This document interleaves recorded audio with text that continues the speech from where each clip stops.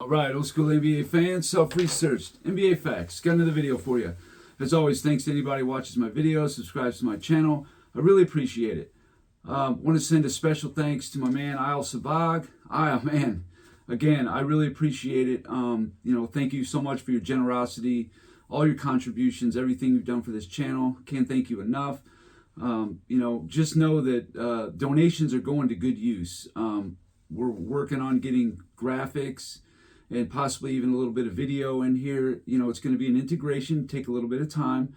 Bear with me. Won't be every video, but eventually every video is going to be, a little more modern. Let's just put it that way. But it's always going to have a purpose, probably for the whiteboard and whatnot. So anyway, that's what that will be. So again, thank you guys, everybody who's donated to this channel. Really appreciate it. Just know that all the money is going back into the channel, so to make upgrades and all that kind of stuff.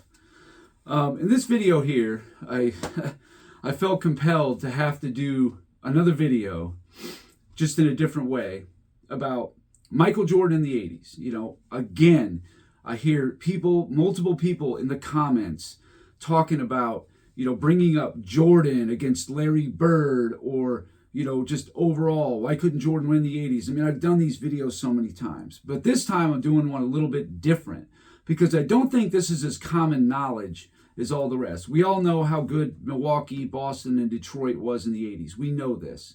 However, the one thing I don't hear talked about very often, and I think it should be emphasized, is how hot these teams were, how they were playing their best ball in the second half of the season and right before playing the Bulls. And I got all the proof in the world of that. It's not just that these teams were good, but they were at their peak when the Bulls were playing them. So anyway, I'm going to get right into it. So Michael Jordan's rookie year, 1985. Milwaukee Bucks, 59-23. They never won a championship. Always Boston, Philly, and then later Detroit was always in their way. They just didn't have the front court to compete, with Boston having Parrish, McHale, and Bird, and Philly having, Dr. J, Bobby Jones, Moses Malone, and then later on Barkley, Moses Malone, and Dr. J. And by the time Moses went to Washington and Dr. J retired, Milwaukee was, kind of fading. Moncrief was getting older, and Cummings, he got injured and kind of ruined his career. But anyway, so Milwaukee in 1985, 59-23 team. Okay, they had the number 2 and the number 3 player for Defensive Player of the Year, Paul Pressey and Sidney Moncrief. So you got 2 of the top 3 defensive players in the NBA, according to the voters, and they were both wing players. Paul Pressey was written down as a small forward. He was 6'5". Milwaukee ran like a 3-guard offense. The guys who played the bulk of the minutes was like Craig Hodges, Sidney Moncrief, Paul Pressey. Then you had Terry Cummings at power forward. And then you had like Randy Brewer at center. That was their 5. Now, they had 3 players, top 17 for MVP. Pressey, Moncrief, Cummings. Cummings finished 5th for MVP. 2 All-NBA players, Moncrief and Cummings, and then obviously 2 first-team All-Defensive players, Paul Pressey and Sidney Moncrief, right? Okay, so now that we've covered that, the last 22 regular season games in 1985, Milwaukee was 18-4. Now, if you do the math on that, all right, that's just over a quarter of the season. That's on pace to win 70 games. The last quarter of the season, they were playing at a rate of over 70 games. Now, obviously, they didn't win 70 and all that, but I'm just saying their best basketball of the year was right before the playoffs and during the playoffs. That's what the Bulls were dealing with. Milwaukee won 16 straight home games. So that's about 40% of your home games right there. I mean, that's a lot of home games to win in a row. It just is. So that's what Jordan dealt with his rookie year. Now, obviously, they were a 38-44 team. We know about the bums that was on his team. He had 1, maybe 2 serviceable players. No stars, nothing close to that. And they're going up against this. I mean, this is what the people just enrage me about they don't understand what the NBA was like in the 80s, especially in the East. You had to play these teams in your division 6 times each. You had to play the teams in the other division in the East 5 times each. That's just how it was. 1986, Boston Celtics. Gotta be one of the 3 best teams of all time. I don't even know how that's up for debate. But they were 67-15. They won 31 straight home games before playing the Bulls in the first round. 31. They lost their 10th home game of the year against Portland. They won 9 straight, lost to Portland, won 31 in a row. All right? In their last 19 games, home or away, they were 17-2. So they're red hot. Again, do the math. That's about on pace to win about 70 games. All right? So they had 3 All-Stars, Parrish, McHale, and Bird. Bird won the MVP. You've got the 6th man of the year, Bill Walton. So you have 4 top 75 players in your front court. 4. That's your rotation. McHale, Parrish, Bird, Walton. They just rotate outs. Top 75 goes out. Top 75 comes in. Must be freaking nice. There's never been anything like this. You know, I think the closest might have been the Lakers for a couple years when they had James Worthy, Kareem, Bob McAdoo, and then like Jamal Wilkes. That was for just like a short little window, maybe like 84, 85, something like that. They did have something close to it, but not quite it. They also had 2 players making all defense, Dennis Johnson and Kevin McHale. Including the playoffs, Boston was 50-1 at home. So nobody could beat Boston at home, all right? So if you can't win a game in Boston, Boston was unbeatable. That is a team I can say for sure was unbeatable. No one could beat them because of the home record. They were that good. No one could beat them at home. That was it. If you even go farther with it, they won 40 straight home games, including the playoffs. 40! That's a whole season, basically. 40, you play 41 home games. If you include the playoffs, 40 in a row. And if you wrap it around to the next season, yes, they won the equivalent of an entire season of home games in a row without losing a single game. This is why people are ridiculous. They don't understand basketball history. They don't understand what the NBA was like in the 80s. That's fine. Learn or keep your mouth shut. Don't talk junk that you know nothing about. Stop parroting Nick Wright and Shannon Sharp. These people are fools. Okay? This is a channel that if you're looking to be entertained, this probably ain't it. Okay? But if you're looking to be, educated, to learn something, this is the channel. And also in the comments, there's some smart people in there. I really appreciate the people's comments they leave. The main reason, because a lot of people know about their location. Like say somebody was from, Dallas. Well, they know about what Dallas's team was like in the 80s more than I would know. So I like that I can learn from what they tell me. They'll know more about what the situation was during that time. It wasn't like it is now, where you can just find out about anything, whenever you want, any city, any team, whatever. It wasn't like that back then.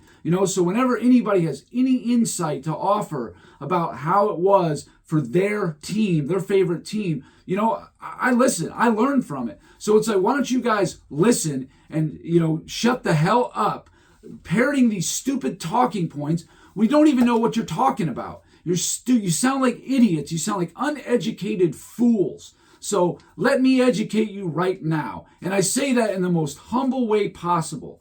All right. So the next year, 87 Boston, they were not as good as the 86 team. No, they weren't. They had some injuries like Cedric Maxwell. Bill Walton was beat up. But still a pretty impressive 59-23. And they were 39-2 at home. They were pretty good. So they were 43-14 in their last 57 games. Now that's a pretty good record right there.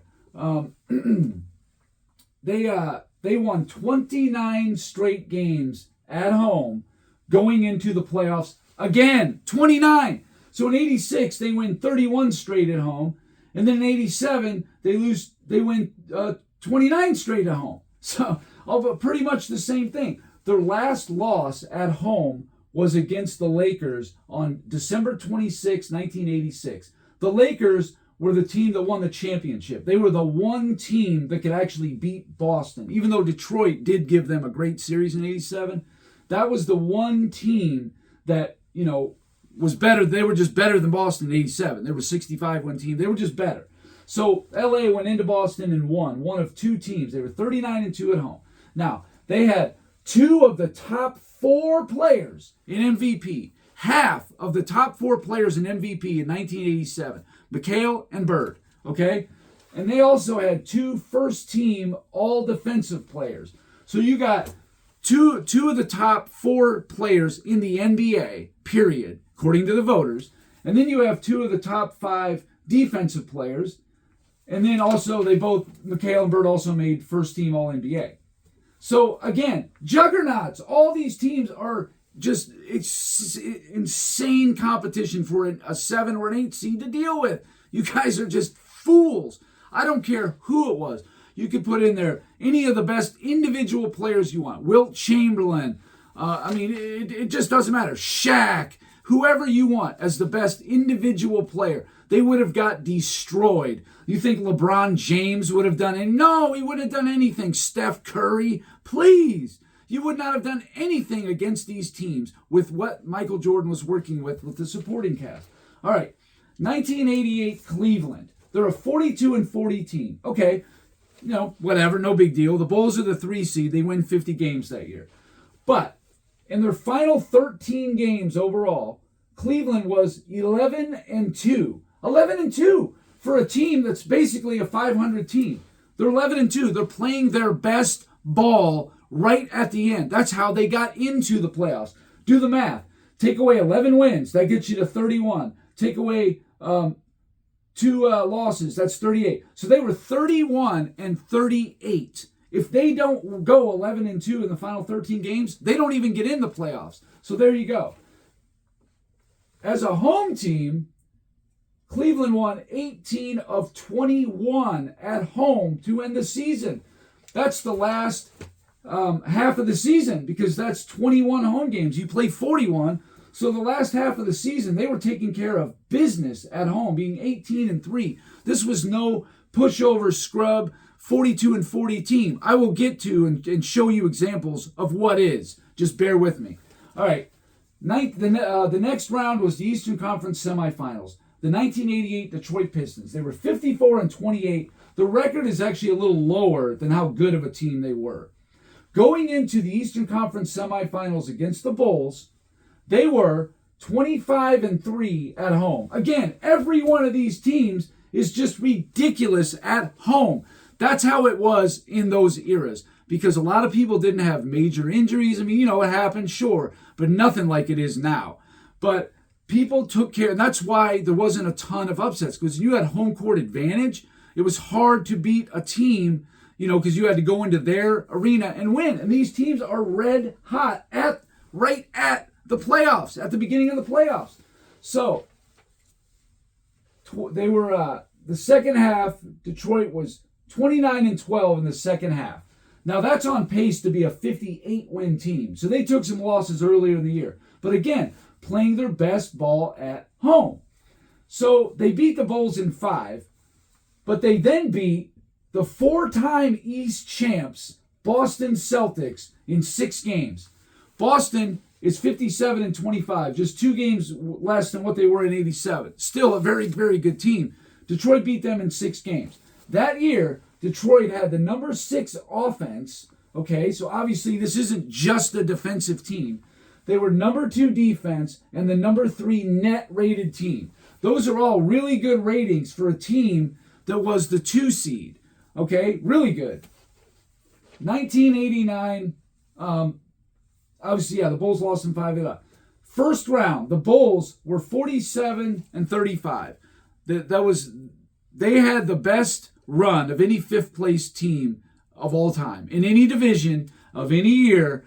Before the merger, after the merger, doesn't matter. Now, a lot of those divisions before the merger, you didn't even have 5 teams, so it didn't matter. But 89 Cleveland, 57 and 25. That's their record. They're the number 1 net rated team in the NBA. Cleveland. They were a really good team. They had 3 All-Stars. Larry Nance, Brad Daugherty, Mark Price. They had 3 players in the top 13 for MVP. So you got a quarter, basically, of the top 13 players in the league on one team. And not to mention, you got Ron Harper, who's getting you over 20 points a game. They had a squad. And how good were they going into the playoffs? Well, Cleveland, going into the playoffs, was 31 and 2 at home. 31 and 2, okay? So I'd say that's pretty damn good, wouldn't you? 31 out of 33 home games is what they won before playing the Bulls in the first round. Larry Nance, yeah, he was first team all defense. But again, that's a red hot team, hard to beat at home. But the Bulls beat them in 5. Michael Jordan hit the shot. We've all seen the highlight over Craig Elo. Beating a team that just did not lose at home. I mean, they just didn't lose 31 out of 33 games. And the Bulls went in there and won a game 5 on the road. All right, the next round, the Bulls played the Knicks. The Knicks were the Atlantic Division champions, 52 and 30, okay? Now, they weren't a great team. They were a good team, but they weren't great. Patrick Ewing finished 4th for MVP. So you can see Ewing was having a great season. All right. They had 2 All-Stars. It was Ewing and Mark Jackson. All right. So at home for the entire season, the Knicks are 35 and 6 at home. So again, these teams are just tough to beat in their building, period. The Bulls beat them in 6 games. And again, let me educate you here. In game number 6, the Bulls are up 3-2, okay? In the third quarter, Scottie Pippen gets into a scuffle. It wasn't really a fight. It was more like a scuffle with Kenny Walker of the Knicks. He gets kicked out. The third quarter isn't even over yet. So now Michael Jordan has to win that game without Pippen, because if he doesn't, it's game 7 in New York, and you're dealing with a team that was 35 and 6 at home in the regular season. But the Bulls did hold on to win that game, no thanks to Pippen getting kicked out. And Pippen was playing well at the time. And anyway, so the Bulls beat the Knicks. So now they beat the number 1 net rated team, and they beat the Atlantic Division champions from a 5th place team in their division. So now they get to the Eastern Conference Finals. The 1989 Pistons, 63 and 19 record. Pretty damn good, wouldn't you say? Well, right before the Eastern Conference Finals, the Pistons won 44 of 50 games. 44 of 50. That's an .880 winning percentage. That's ridiculous. That includes the playoffs before the Eastern Conference Finals. They won 25 straight home games before the Eastern Conference Finals. That includes the first 2 rounds. 25 in a row. Again, you just keep playing these teams that are red hot, playing their best ball right then when you're playing them. People just don't understand it, don't want to understand it, just want to keep on with these stupid narratives. At least, have honest narratives. Don't give me the BS ones. So the Bulls in the regular season between Cleveland, the Knicks, and Detroit, they were 0-6 against Cleveland, 2-3 against the Knicks, and 1-5 against the Pistons. They were 3-14 against those 3 teams in the regular season. But then in the playoffs, they go 9-8. That's remarkable. Anybody who doesn't know about the 1989 run, you really need to dig into it, because it was a remarkable run. One of the best ever that didn't end with a championship. I'll just say that. All right. So, as you can see, every one of these teams was red hot, especially at home. Now, the big season, everybody, all the LeBron fans hang their hat on is the 2007. Oh, LeBron carried a bunch of bums. Yada, yada, got to the finals before Jordan did. All right, let's take a look on this context right here with LeBron James's competition. This is all fact-checkable. I encourage everyone to do so.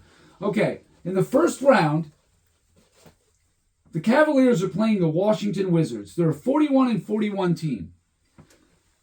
They lost 8 of their last 10 games before the playoffs. Now, they were missing Caron Butler and Gilbert Arenas. They got injured. That probably had a lot to do with it, sure.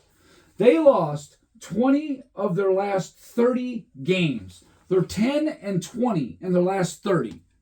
That's a playoff team. Does that sound hot to you, winning 1/3 of your final 30 games? Yeah, it doesn't to me either. And they had injuries and all that, sure, but that's my point. They're playing them, beat up, nobody's there. Okay, that's the first round. Whatever, no big deal. Cleveland's a 50-win team. They should be beating these teams.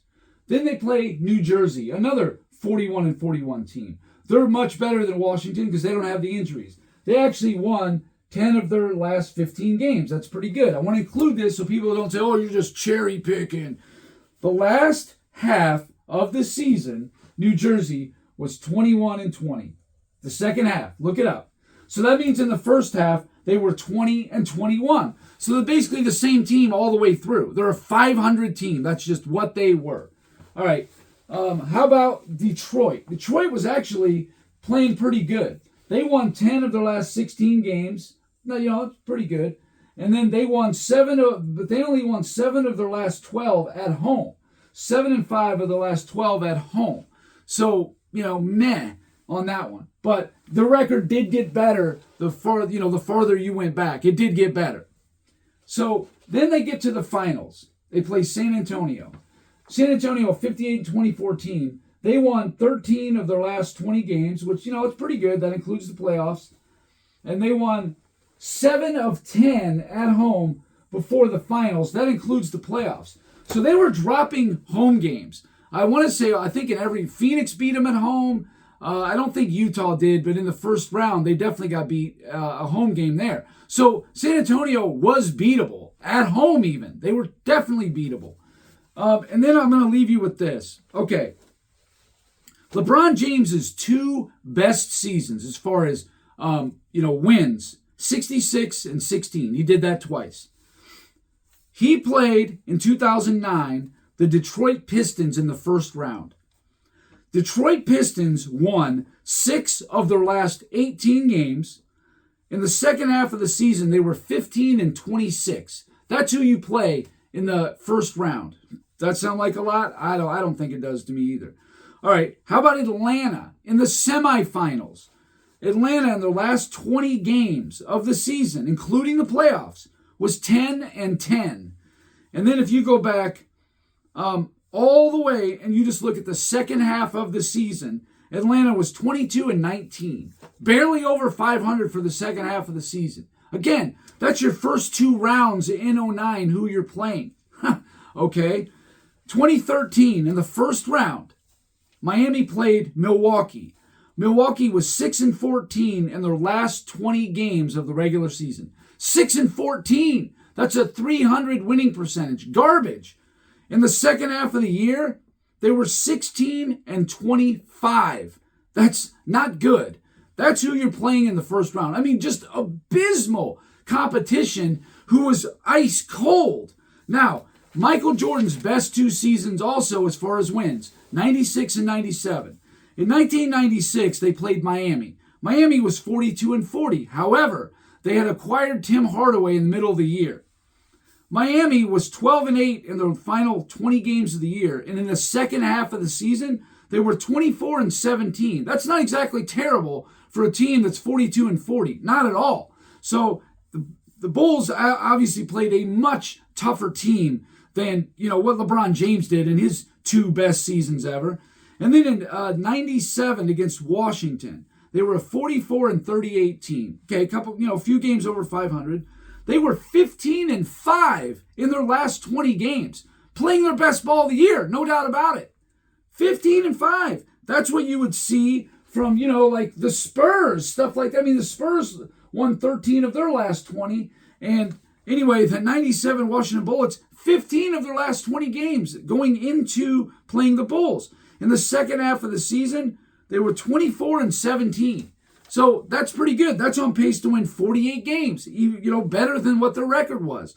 So again, Jordan was playing these teams when they were at their hottest, at their peaks. So it isn't just tough competition. It's tough competition when they're playing them at their best. I mean, I don't know what else to say. You people come in here and, you talk out of your ass, basically. You just repeat the same stuff over and over and over. Why don't you take time to learn this stuff? Look into it a little bit and understand that the people that from, the 80s and 90s era, they're not just defending their era. There's merit to it. It's not just, what do you call it? It's not just saving face. I mean, this is legitimate. You need to look into it a little bit. So anyway, sorry about my rant. Thank you guys for watching. Really appreciate it. If you liked it, please hit the like button. If you haven't subscribed already, please do. I would really appreciate that. And that's it for now. Until next time.